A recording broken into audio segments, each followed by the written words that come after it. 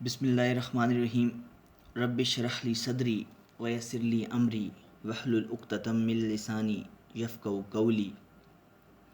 اس پیالے میں زہر تھا ہی نہیں، اس پیالے میں زہر تھا ہی نہیں، ورنہ سقراط مر گیا ہوتا۔ عزیز طلبہ، آج ہم دنیائے فلسفہ کے سب سے عظیم اور جلیل المرتبت معلم، نہایت اعلیٰ اخلاقی اوصاف کے عامل، حق پرست اور منصف مزاج استاد کے بارے میں پڑھیں گے، جو حق کی خاطر زہر کا پیالہ پی کر ہمیشہ کے لیے امر ہو گیا۔ آج کا موضوع شخصی خاکہ سقراط ہے، جو مہدی افادی نے تحریر کیا ہے، اور ہم سب سے پہلے مہدی افادی کے تعارف پہ نظر ڈالتے ہیں۔ مہدی افادی کی ولادت 1875 ہے اور وفات 1921۔ مہدی افادی کا اصل نام مہدی حسن تھا۔ وہ گورکھپور کے ایک شریف اور معزز گھرانے میں پیدا ہوئے۔ میں نے مشکل اور نئے الفاظ کے نیچے انڈر لائن کیے ہوئے خط کشیدہ کیے ہوئے ہیں، اور جو لائنیں سیکیوز کے حوالے سے بہت اہم ہیں ان کو بھی انڈر لائن کیا ہوا ہے، تو ساتھ ساتھ میں الفاظ معنی بتاؤں گا، آپ نے بھی اس کو انڈر لائن کرنا ہے اور اپنی کتاب پہ الفاظ معنی بھی لکھنے ہیں۔ تو مہدی افادی کا اصل نام مہدی حسن تھا۔ وہ گورکھپور کے ایک شریف اور معزز گھرانے میں پیدا ہوئے۔ گورکھپور ہندوستان کا ایک شہر ہے۔ والد کا نام حاجی علی حسن تھا۔ مہدی افادی کی ابتدائی تعلیم گھر پر ہی ہوئی، چنانچہ گھر پر ہی عربی، فارسی اور اردو کی اچھی خاصی استعداد بہم پہنچائی۔ استعداد کہتے ہیں صلاحیت کو، بہم پہنچائی مہیا کی گئی، یعنی کہ اچھی خاصی صلاحیت ان کو گھر ہی میں فارسی اور اردو کی مہیا کی گئی۔ پھر ایک انگریزی اسکول میں داخل ہوئے۔ کچھ مدت علی گڑھ میں بھی زیر تعلیم رہے۔ انہوں نے عملی زندگی کا آغاز نائب تحصیلداری سے کیا۔ یہ محکمہ مال کا ایک عہدہ ہے، نائب تحصیلداری یا تحصیلدار، آپ نے سنا ہوگا۔ مہدی افادی ایک اور نفیس انسان تھے، یعنی کہ بہت عمدہ انسان تھے، بہت اعلیٰ شخصیت کے مالک تھے۔ ان کا ادبی ذوق بھی نہایت پاک تھا۔ اپنے زمانے کے عظیم اہل قلم اور ادیبوں سے ان کے ذاتی مراسم تھے یعنی تعلقات تھے، جن میں سر سید الطاف حسین حالی، شبلی، سید سلیمان ندوی اور عبد الماجد دریابادی وغیرہ شامل ہیں۔ مہدی افادی کا انتقال 46 برس کی عمر میں ہوا۔ مہدی افادی کے مضامین کا ایک مجموعہ افادات مہدی کے نام سے ان کی اہلیہ نے ان کی وفات کے بعد ترتیب دے کر شائع کیا، یعنی کہ ان کی زندگی میں تو ان کی کتاب شائع نہیں ہوئی، لیکن ان کی وفات کے بعد ان کی اہلیہ نے ان کی کتاب کو شائع کیا اور افادات مہدی کا نام دیا گیا۔ ان کی تحریر کی سب سے بڑی خصوصیت زندہ دلی یعنی خوش مزاجی اور ظرافت مزاح ہے۔ ان کی تحریر شگفتہ ہے، کھلی ہوئی ہے اور رواں ہے، پڑھنے میں کوئی دقت نہیں ہوتی۔ انہوں نے خشک اور سنجیدہ مضامین کو بھی اپنی طبی شگفتگی سے دلچسپ اور جاذب نظر بنا دیا ہے۔ جاذب نظر، آنکھوں کو اچھا لگنا، پسندیدہ۔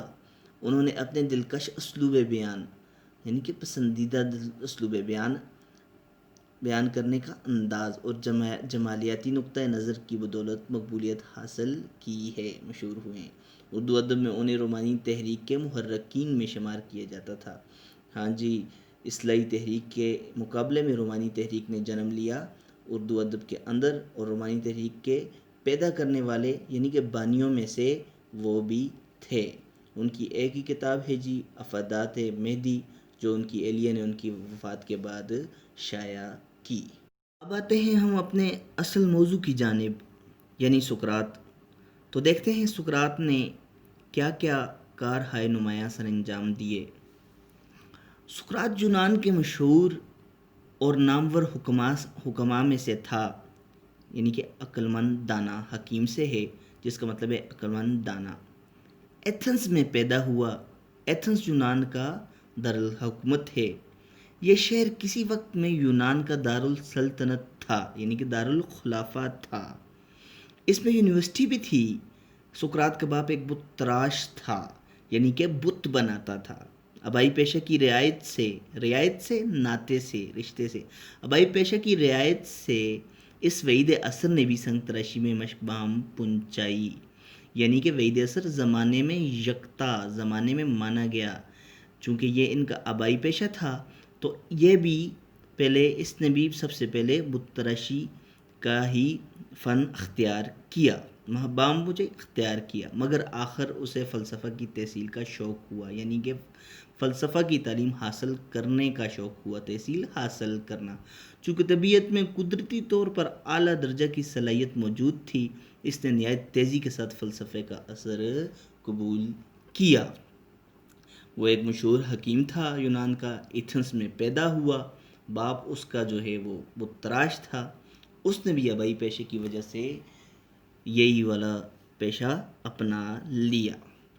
اوائل عمر میں باقتضائے آئین نے ملکی اسے فوج میں داخل ہونا پڑا. ابتدائی عمر کے ابتدائی حصے میں اوائل عمر کے ابتدائی حصے میں آئین کو ملکی قانون کو پورا کرنا باقتضائے آئین پورا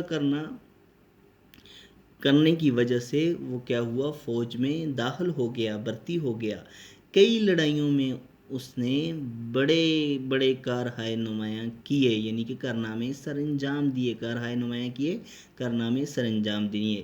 زنوفن اور السیبائیڈس سے لائق شخصوں کی جان اسی نے بچائی. چونکہ وہ آرمی میں تھا اور زنوفن اور السیبائیڈس اس کے شاگرد بھی تھے اور دوست بھی تھے, ان کی جان بھی اسی نے بچائی. اسی وجہ سے ان دونوں کو بھی اس کے ساتھ بہت محبت تھی. زنوفن فوج کا ایک سردار ہونے کے سوا صاحب تصنیف بھی تھا, یعنی کہ اس نے کتاب بھی لکھی تھی, یعنی کہ وہ کتابیں لکھتا تھا. اس کی تصنیفات خاص پایہ کی ہیں, اعلیٰ معیار کی ہیں. السیبائیڈس ایک امیر کا بیٹا تھا. ہر قسم کے اوصاف خوبیاں اس میں کوٹ کر بھرے ہوئے تھے. حسن صورت کے ساتھ اعلیٰ حسن سیرت سونے پر سہاگے کا رتبہ رکھتا تھا. سونے پر سہاگا یعنی کہ شان میں اضافہ کرتا تھا. وہ ایک اعلیٰ اخلاق کا مالک بھی تھا اور ساتھ ایک خوبصورت انسان تھا. لڑائی سے فراغت کے بعد سقراط نے اپنی پہلی وضع تبدیل کر دی, حالت تبدیل کر دی, اور فارغ ہونے کے بعد لڑائی سے فارغ ہونے کے بعد کھانے کپڑے میں سادگی برتی, فلسفیانہ تحریریں شائع کیں.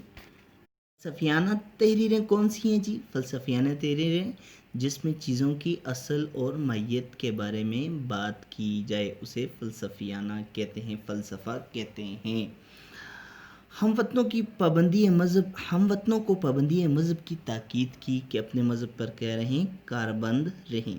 رفتہ رفتہ آہستہ آہستہ حکیموں کی ایک کثیر جماعت اس کے خیالات سے فائدہ اٹھانے لگی. حکیم کی جمع حکیموں ہیں, یعنی کہ عقل مند اور دانا لوگوں کی ایک جماعت اس کے خیالات سے فائدہ اٹھانے لگی. پڑھنے پڑھانے کا سلسلہ جاری ہوا. مختلف باغوں اور دریا کے کنارے پر یہ اپنے شاگردوں کو حکمت و فلسفہ کے نازک مسئلے سمجھایا کرتا. یعنی کہ دریا کے کنارے باغوں میں مختلف جگہوں پہ یہ اپنے شاگردوں کو دانائی کے الجھے ہوئے پیچیدہ مسئلے سمجھایا کرتا تھا. یہ طبیعت کا بہت آزاد تھا اور انتہا درجہ کا خوش تقریر بھی تھا, یعنی کہ اس کے بولنے کا انداز بھی نہایت ہی خوبصورت تھا. اس کی فلسفیانہ نکتہ سنجیاں چھان بین بات سے بات نکالنا, فلسفیانہ بات سے بات نکالنا آخر میں اس کے ہم وطنوں کے لیے رشک و حسد کا باعث بنی, یعنی کہ ان کے لیے قابل فخر ثابت ہوئیں. ایک شاعر نے اس کی حجو لکھی. یہ لفظ حجو ہے, اکثر لوگ اس کو ہجو یا حجو پڑھتے ہیں. یہ حجو ہے, ہجو نہیں ہے. شاعری میں ایک صنف ہے. ایسی نظم کو کہا جاتا ہے جس میں کسی کی برائی لکھی گئی ہو. حجو ایسی نظم ہوتی ہے جس میں کسی کی برائی لکھی جائے. شاعر نے اس کی حجو لکھی جس کا مقصد یہ تھا کہ سقراط نوجوان ایتھنز کے اخلاق کو خراب کرتا ہے. اس نے ایسی ایک نظم لکھی جس کا مقصد یہ تھا کہ وہ لوگوں کو اس نظم میں بتائے کہ سقراط ایک ایسا شخص ہے جو ایتھنز میں رہنے والے جو نئے نوجوان لوگ ہیں ان کے اخلاق کو کیا کرتا ہے، خراب کرتا ہے، اور لڑکوں کو سکھلاتا ہے کہ اپنے والدین کی اطاعت سے انحراف کریں، یعنی کہ اپنے والدین کے نافرمان ہو جائیں، انحراف کریں، انکار کریں، پھر جائیں۔ عدالت نے اسی بنا پر سقراط کو مجرم ٹھہرایا۔ کہ عدالت کا کہنا تھا کہ سقراط کی وجہ سے ایتھنز کی نوجوان نسل اپنے والدین کی نافرمان ہو رہی ہے۔ تحقیقات کی گئیں، نتیجہ اس کا صرف گردن زدنی ثابت کرتا تھا۔ جب تحقیقات ہوئیں تو اس کا نتیجہ کیا تھا جی؟ موت کا مجرم، یعنی کہ اس کو پھر موت کی سزا سنائی گئی، سقراط کو موت کی سزا سنائی گئی۔ یہ حراست میں لے لیا گیا، حراست میں گرفتار کر لیا گیا۔ اس کے احباب حبیب کی جمع ہے، دوستوں کو کہا جاتا ہے۔ اس کے احباب نے رہائی کی بہتری صورتیں نکالیں، بہت زیادہ صورتیں نکالیں۔ خود داروغہ جیل اس کے بھاگ جانے پر راضی ہوا، کیونکہ وہ سب لوگ جانتے تھے کہ سقراط بے گناہ ہے، وہ لوگوں کے اخلاق بگاڑتا نہیں بلکہ سنوارتا ہے، راضی ہوا۔ مگر سقراط کو جس وقت اس ارادے کی خبر دی گئی اس نے اختلاف کیا۔ مگر سقراط کو جس وقت اس ارادے کی خبر دی گئی اس نے اختلاف کیا اور نہایت استقلال سے یہ بات کی کہ میں موت سے بھاگنا نہیں چاہتا۔ وہ کسی شاعر نے خوب کہا ہے کہ سر اٹھائے ہوئے مقتل کی طرف جاؤں گا، میں نے سچ بات کہی ہے تو سزا پاؤں گا۔ سر اٹھائے ہوئے مقتل کی طرف جاؤں گا، میں نے سچ بات کہی ہے تو سزا پاؤں گا۔ اختلاف کیا اور نہایت استقلال سے، یعنی کہ ثابت قدمی سے یہ بات کی کہ میں موت سے بھاگنا نہیں چاہتا۔ جیل میں اسے زہر کا پیالہ دیا گیا، اس نے بے تکلف اپنے ہونٹوں سے لگایا اور اپنی جان دے دی۔ سقراط کے خون ناحق سے اہل ایتھنز کو بعد میں سخت پشیمانی ہوئی، یعنی کہ وہ نادم ہوئے، خون ناحق بے گناہ قتل میں وہ نادم ہوئے، اور اس کے دشمنوں کو نہایت ذلت کے ساتھ اپنی نالائکی کے خمیازے کھینچنے پڑے، یعنی کہ بھگتنے پڑے، خمیازہ کفارہ ادا کرنا۔ سقراط کی سوانح عمری زنوفن اور افلاطون نامی اس کے شاگردوں نے لکھی۔ ان دونوں نے اس کے اقوال کو علیحدہ ترتیب دی جو واقعی دیکھنے کے لائق ہے۔ اس کے بعد سقراط کے جو دو شاگرد تھے، ایک تھا جی افلاطون اور دوسرا زنوفن، انہوں نے اس کی سوانح عمری لکھی۔ سوانح عمری ایسی کتاب کو کہا جاتا ہے جو کسی کی زندگی پر لکھی جائے۔ سقراط نے شادی بھی کی تھی۔ اس کی بیوی بہت ہی بدمزاج تھی، بری طبیعت کی مالکہ تھی۔ سقراط کے ساتھ اس کا برتاؤ سخت تھا، لیکن وہ ہمیشہ اس سے نرمی کے ساتھ پیش آتا تھا۔ اس نے اپنی بیوی کی بدمزاجی سے فائدہ اٹھایا، اس کی کچی پکی سے لینے سے یہ انتہا درجہ کی برداشت کا خوگر ہو گیا تھا، ہادی ہو گیا تھا۔ 470 برس پیشتر حضرت عیسیٰ کے پیدا ہوا، یعنی کہ حضرت عیسیٰ علیہ السلام سے 470 برس پہلے پیدا ہوا، اور 399 برس قبل وفات پائی۔ قبل بھی پہلے کو کہتے ہیں، یعنی کہ حضرت عیسیٰ علیہ السلام سے قبل، حضرت عیسیٰ علیہ السلام سے پہلے، یعنی کہ حضرت عیسیٰ علیہ السلام کے پیدا ہونے سے 470 سال پہلے وہ پیدا ہوا، اور حضرت عیسیٰ علیہ السلام کے پیدا ہونے سے 399 سال پہلے وہ اس جہان فانی سے کوچ کر گیا تھا، یعنی وفات پائی تھی، اور اس نے زہر کا پیالہ پی لیا تھا۔ سقراط کی رائے میں موجودہ وقت کو کسی آنے والے دن کی امید پر رائے گاں کر دینا بڑی غلطی ہے۔ وہ کہتا ہے کہ موجودہ وقت کو آنے والے دن کی جستجو میں ضائع نہیں کرنا چاہیے، اور وقت کو کارگر ثابت کرنا چاہیے، وقت کو ضائع نہیں کرنا چاہیے۔ وقت کسی چیز کا پس انداز کرنا، بچا کے رکھنا، جمع کرنا، پس انداز کرنا، اسی لیے ایک سرے سے فضول سمجھتا ہے۔ اکتساب علم کے لیے، اصول علم کے لیے، علم حاصل کرنے کے لیے، اکتساب علم کے لیے اس کے خیال میں کسی وقت خاص کی قید نہیں ہے، انسان عمر کے ہر حصے میں علم حاصل کر سکتا ہے، عمر کا ہر حصہ انسان کی معلومات کو ترقی دے سکتا ہے، یعنی کہ عمر کا ہر حصے میں انسان علم حاصل کر سکتا ہے۔ اس کی رائے میں کتب بینی ہی ایک عیش ہے، وہ سمجھتا ہے کہ کتابیں پڑھنا ایک عیش ہے، عیاشی ہے، کتابیں پڑھنی چاہیے، جو ہر شخص کا اختیاری امر ہے، یعنی کہ وہ اپنی مرضی سے اس کام کو اختیار کر سکتا ہے۔ وہ ایک جاہل کو واجب الرحم سمجھتا ہے، قابل رحم سمجھتا ہے، واجب الرحم قابل رحم سمجھتا ہے، رحم کے قابل سمجھتا ہے، مگر اس سے بھی زیادہ اس شخص کی ہمدردی کرتا ہے جس کا مربی یعنی کہ رہنما کوئی بد تہذیب بری تربیت کرنے والا یعنی کہ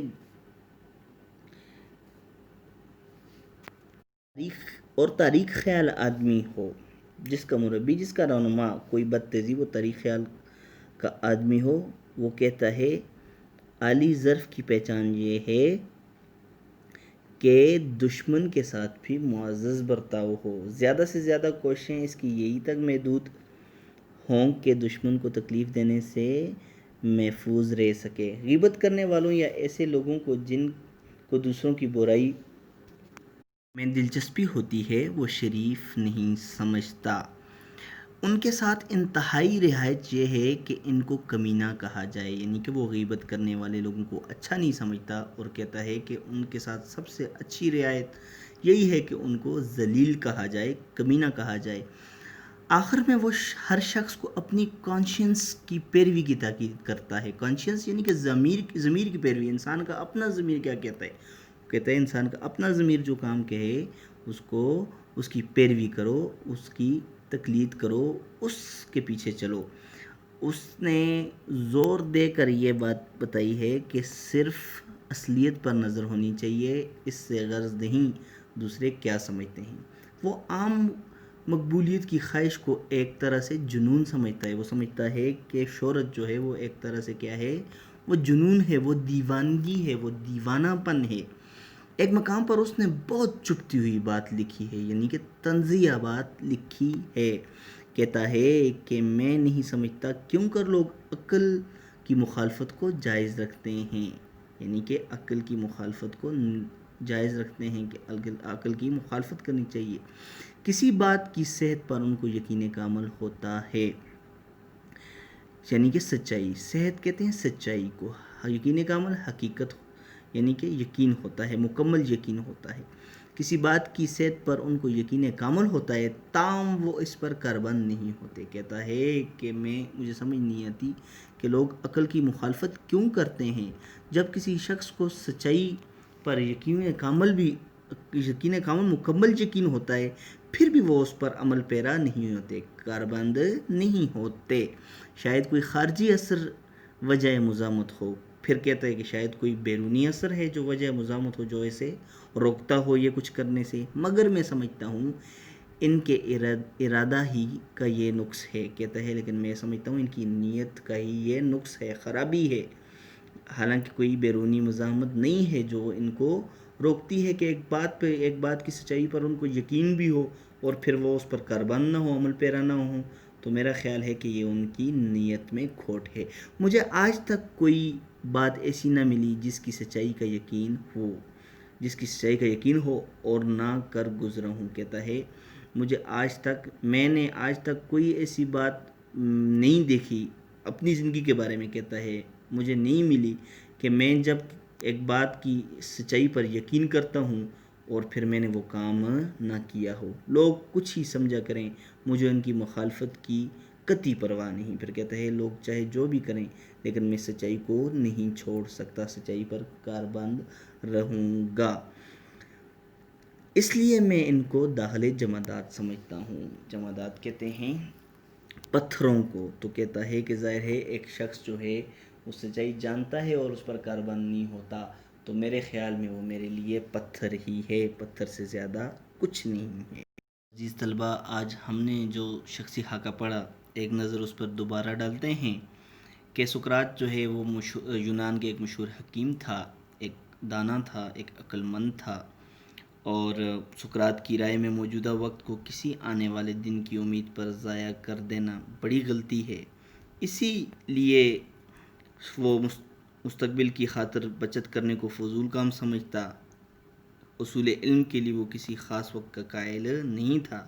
اس کے نزدیک عمر کا ہر حصہ انسان کی معلومات کو ترقی دے سکتا ہے، یعنی کہ انسان علم حاصل کر سکتا ہے۔ اس کے خیال میں کتب بینی ایک پر لطف مزے والا کام ہے، جاہل کو وہ قابل رحم سمجھتا ہے، خاص طور پر وہ جاہل جس کا سرپرست کوئی بد تہذیب اور تاریک خیال آدمی ہو۔ اس کے خیال میں اعلی ظرف وہ ہے جو صرف دوستوں کے ساتھ نہیں بلکہ دشمنوں کے ساتھ بھی معزز برتاؤ کرے۔ غیبت کرنے والے اس کی نظر میں شریف نہیں، کمینے ہیں۔ وہ ہر شخص کو اپنے ضمیر کی آواز پر لبیک کہنے کی تاکید کرتا ہے۔